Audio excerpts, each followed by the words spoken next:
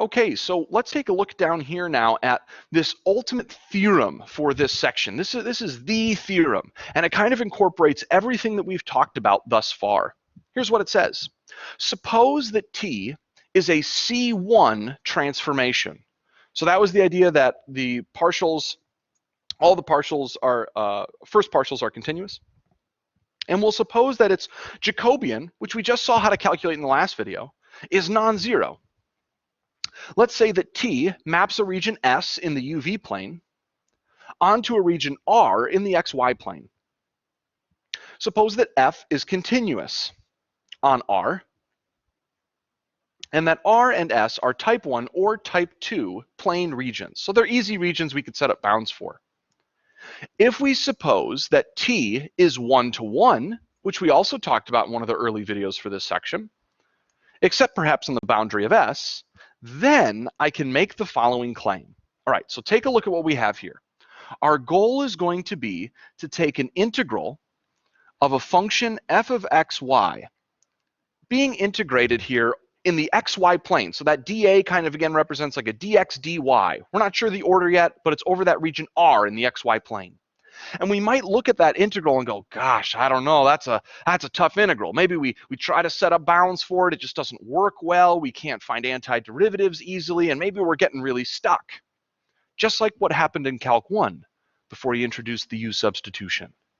So now we're going to say, well, wait a minute. If I have this transformation T, maybe I can go ahead and swap over everything. Maybe I can start by swapping out my function. I can replace all of my x's and y's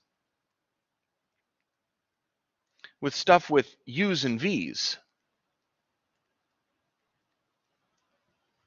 And I can go ahead and I can imagine that if I had to swap my function, I'm also going to have to swap the region that I'm integrating over. I'm going to have to swap to the region S. And then I'm also going to have to swap my differentials at the back. I can't have dx and I can't have dy anymore, but I can have du and dv. And the space here in the middle that's been left over is for the Jacobian. So my Jacobian here is going to go right here with one minor modification. So here's my Jacobian, and it's just going to be absolute valued. So you might want to make sure that you leave a note of that. This is absolute value bars on there, okay? So we don't really have a full proof of this theorem for this particular course, but hopefully you can at least see intuitively roughly what's happening, that we're swapping everything over in the same way that we normally have swapped things over. Our goal, though, is to hopefully see that the integral at the left might be the complicated integral, and that by doing this sort of a really complex looking replacement, we actually get a much easier result on the other side that we can integrate. So we're going to try to go ahead and actually do this with a specific example, actually an example that we've already looked at. If you take a look here at example number 2, we'll see that we're going to try to compute the double integral of just y dA over the region R. Notice that R is in the xy plane. So we're setting up here a very difficult integral to tackle in the xy plane. We're going to try to transform it into something easier. Now this is a region that we actually already looked at before. So I'll go ahead and just say that the region R is from example 2A. So you might recall that we dealt with this region. It looked like this before. I'm kind of moving through this quickly, but you could go back and double check that this was the region that we ultimately had. We had something kind of that looked like this, and this was our region of R. Okay, so this is the region that we're dealing with here, and we're going to go ahead and say, gosh, maybe that's a really difficult region to integrate over. Maybe that's really, really tough to work with. So what I'd like to do is to try to think about how I could fully make a transformation here. Notice that I'm proposing that we use a change of variables as follows. This is directly from the transformation that we saw in the last question.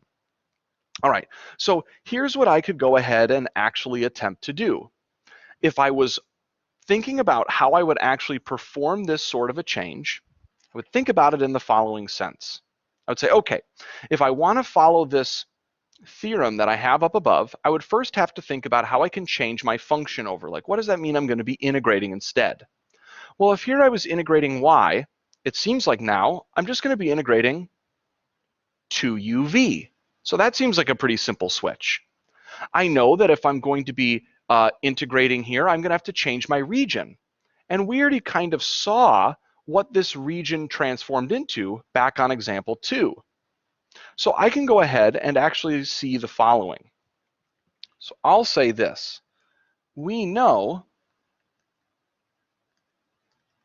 from example 2 that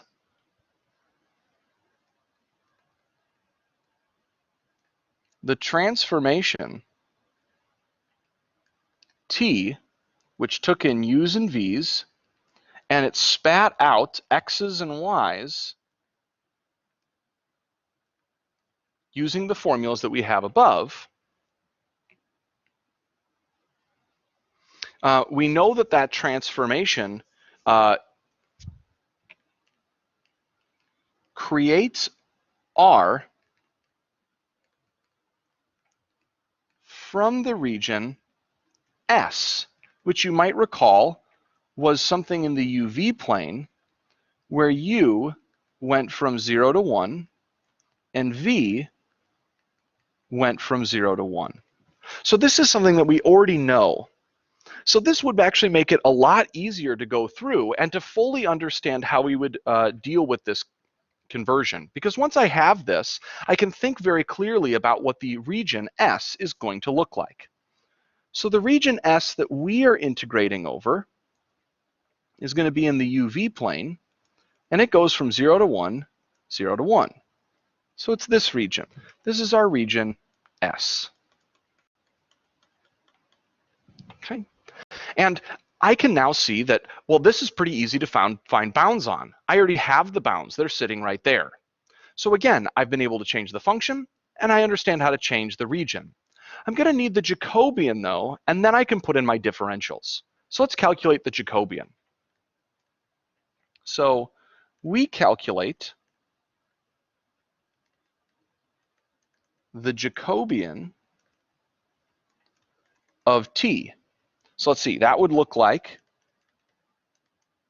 let's set up my Jacobian calculation.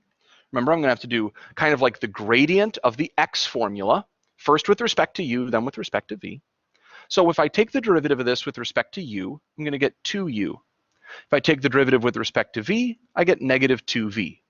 Then I do the same thing on the next line. Take the derivative of this with respect to u, I get 2v. Take the derivative with respect to v, and I get 2u. If I go ahead and I write out what the Jacobian here is going to look like, I'm going to get a 4u squared minus a negative 4v squared. So this is ultimately then what I have for my Jacobian. Again, I now have converted the region, and I have the bounds. I can easily think about converting the function y, because I know what it's the same as, and I have the Jacobian, so I am ready to set up that integral. Okay, so let's see what we got. I can say that now the integral over r y dA is going to be equal to an integral over s. I can now replace my y with a 2uv. I have to put in absolute value of the Jacobian, and then I have to put in another dA, like a du dv. For the moment, I'll put down du dv. I'll just have to note that when I put my bounds on this integral, I'm going to have to make sure I put the u bounds first. Okay, notice I can continue to clean this up.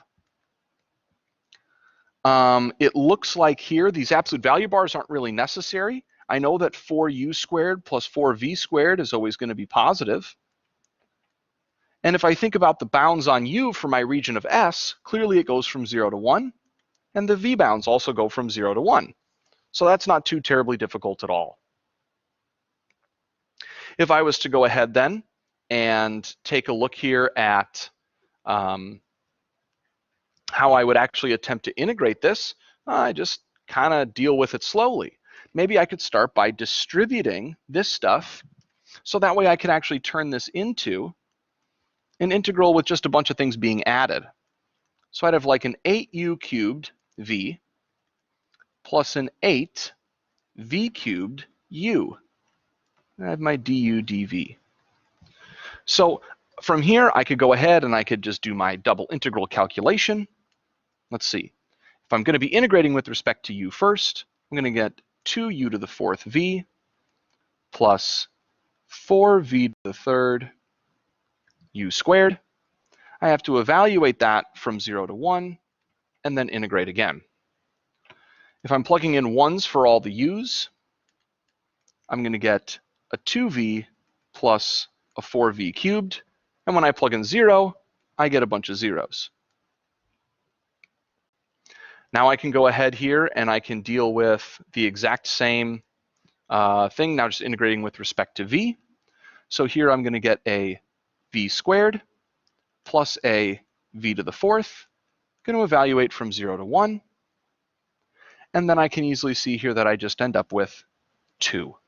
So while this first integral here might have been extremely difficult to work with, it had very messy bounds and a very messy region, I can now see that if I'm able to transform, I should get to the same answer.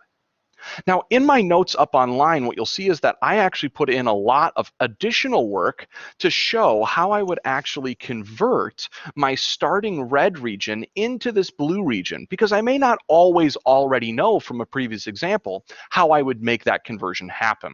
Now, I'm not going to go over that information here, but of course, there's plenty of additional space here for you to try that on your own, and that's why you have the whole extra page if you want to go back and try to look at that and practice it. But we'll try to do something very, very similar when we take a look at example 5 in the next video.